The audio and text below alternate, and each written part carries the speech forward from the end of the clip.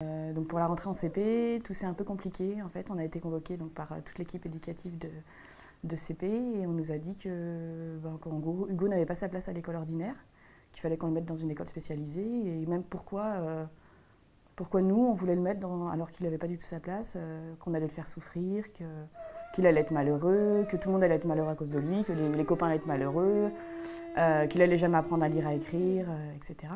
Donc au début, moi je suis sortie de la réunion, on était un petit peu bon, qu'est-ce qu'on fait on lâche tout ou est-ce qu'on insiste? Et puis au bout de quelques semaines, on a dit bah non, en fait on a le droit, il a le droit d'aller à l'école, donc on n'a pas lâché, on l'a mis à l'école. Et ça a été dur pendant un an complet, ça a été très dur pour Hugo, pour tout le monde. En fait, c'était qu'il allait y avoir des acquisitions qui allaient être obligatoires à la fin de l'année, qu'il fallait qu'il sache lire à la fin de l'année, écrire à la fin de l'année. Et pour eux, Hugo n'en était pas capable. Elle ne le connaissait même pas. Elles avaient décidé qu'il n'en était pas capable. Donc, voilà. C'était juste, je pense, un manque de connaissances, une peur aussi, un manque de formation. Parce que nous, on a dit, on est tout à fait d'accord pour vous aider. Si vous avez besoin d'outils, on a une équipe avec nous, donc on peut très bien vous aider. On peut le mettre à temps partiel. Il avait une AVS en plus à l'école qui était très bien. Donc une AVS est une aide à la vie scolaire. Mais non. Et donc même les plusieurs réunions avant la rentrée, ça c'est très tendu avec la maîtresse, donc surtout avec la maîtresse et la directrice. La maîtresse et la directrice, les deux. Et finalement, on a imposé Hugo. Et il a eu une année très difficile dans cette école, mais on n'a pas lâché. Voilà, il a même eu il a somatisé beaucoup, il a été malade, assez malade pendant toute l'année. Il a fait beaucoup de crises, mais il a appris à lire. Bon, il savait déjà lire avant de rentrer, parce que j'avais dit je vais lui apprendre à lire avant, comme ça je vais leur prouver qu'il peut apprendre à lire.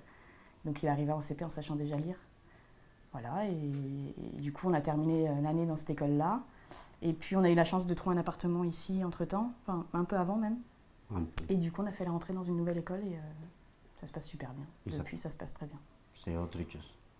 On comprend tout à fait quand les professeurs disent on n'a pas les outils, on ne peut pas, on n'a pas de temps, on le comprend, mais nous, on se dit que ce n'est pas notre problème en fait.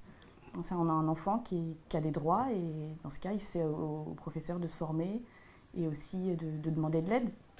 Nous, dans l'école où on est actuellement, la professeure de CP donc, qui l'a prise, elle n'avait jamais eu d'enfant autiste, et ben, elle a accepté Hugo, elle a appris des trucs, elle a acheté des livres, et puis elle essaye d'adapter des choses. Son programme à Hugo avec d'autres méthodes. Ouais, c'est ça. Par contre, dans l'ancienne école, ils nous ont dit aucune adaptation. Aucune adaptation.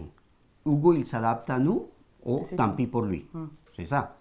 Il y a 80% d'enfants autistes qui ne sont pas scolarisés du tout. Qui ne sont pas scolarisés Et ceux qui sont scolarisés, c'est à temps partiel, très partiel parfois.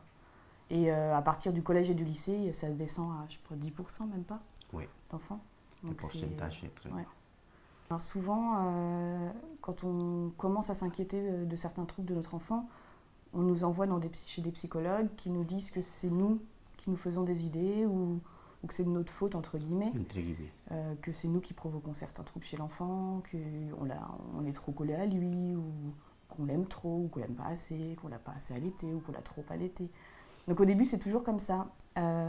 Après, il faut arriver à sortir de tout ce qui est psychanalyse, parce qu'en France, on est beaucoup sur la psychanalyse encore, par rapport à d'autres pays européens,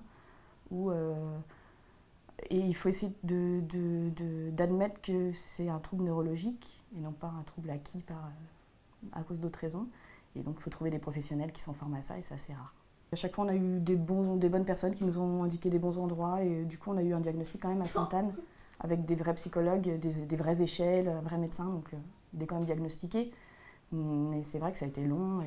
Mais notre cas, c'est rare. Oui, c'est assez rare. C'est rare parce que... La plupart des enfants ne sont pas vraiment diagnostiqués. Ils sont étiquetés autistes ou étiquetés troubles envahissants du développement, mais sans vraiment un papier qui le dit, quoi. Oui.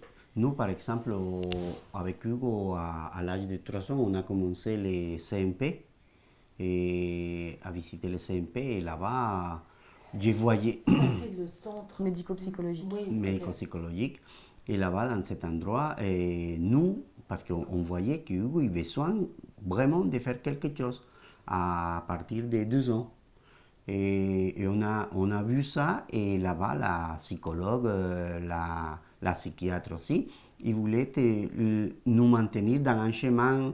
Non, on devait attendre jusqu'à l'âge de 6 ans parce que vous, papa, vous voulez parler en espagnol, sa maman, elle parle en français, c'est un problème de communication, c'est tout. Non, c'est pas un problème de communication.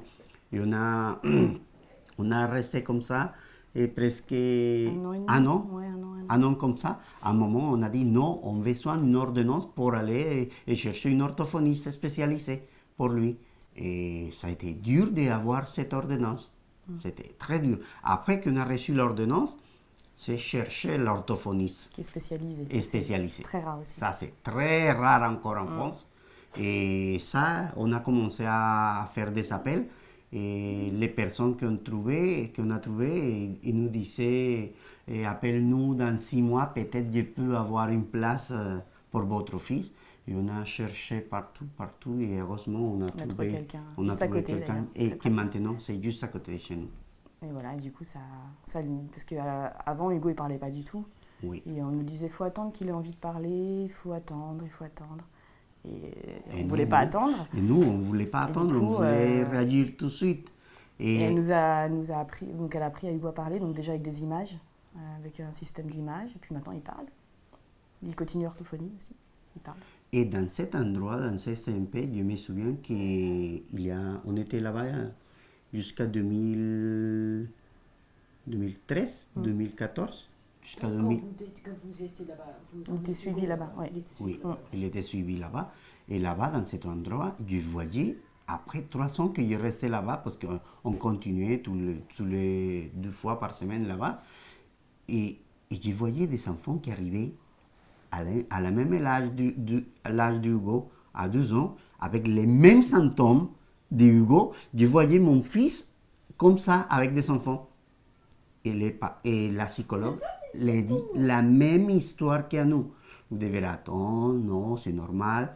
Et ça, à moi, ça me choque. Ça me choque qu'on continue à faire ça, à jouer avec des enfants. Parce que pour moi, on a perdu un an et demi dans cet endroit. En attendant quoi? En attendant un résultat, a priori jusqu'à 6 ans, de savoir si c'est vrai ou c'est pas vrai. Non, à 2 ans, on peut voir si peut vraiment, diagnostiquer dès tout de 2-3 suite, ans, s'il y a l'enfant. quelque chose, si l'enfant il est autiste, parce que les comportements sont similaires. La plupart sont similaires, les comportements. Depuis quelques semaines, il y a un médecin qui a sorti une théorie que l'autisme était déclenché par les écrans et que du coup la plupart des autistes en France n'étaient pas des vrais autistes, donc des autistes de naissance, mais qui étaient des autistes engendrés par les écrans. Et cette femme, elle a fait voilà, elle passe dans toutes les télés, alors on sait très bien que c'est faux, donc c'est encore un autre combat pour les parents, parce que nous, on nous dit « Ah, mais c'est parce que votre enfant est trop sur la tablette », alors que c'est un symptôme, du coup. L'enfant autiste est très attiré par les écrans, parce que c'est son mode de fonctionnement, mais c'est pas l'écran qui déclenche l'autisme. Et à chaque fois, on revient à des choses comme ça, toujours la faute du parent, et l'autisme n'est pas vraiment une maladie, un handicap pour plein de gens, du coup, à cause de tout ça.